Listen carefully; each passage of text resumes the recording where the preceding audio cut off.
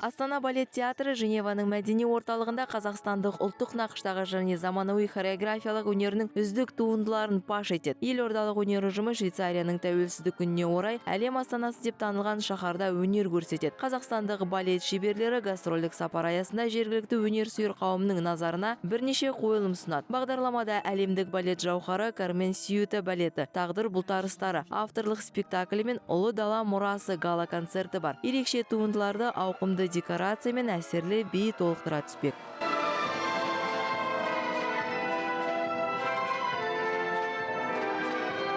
Выбор пал на культовый спектакль Альберто Алонсо «Кармен Сюита». Кроме того, мы хотели еще показать Альберто Алонсоның Кармен Сюита қойылымын таңдадық. Сонымен қатар отандық хореографтардың туындысын көрсетуді мақсат тұттық. Меніңше, кез келген гастрольдік сапар, тәжірибе алмасу, мәдени дәстүрді паш етудің бірден бір жолы. Осы тұрғыдан алғанда Женева біз үшін жаңа қала. Әрине, толқып тұрмыз. Даңқты мәдениет орталығында өнер көрсету зор жауапкершілік. Біз көрсететін спектакльдер сөз жоқ, озық қойылымдар. Женева көрермені де туындыларды зор ілтипатпен қабылдарларына үміттіміз.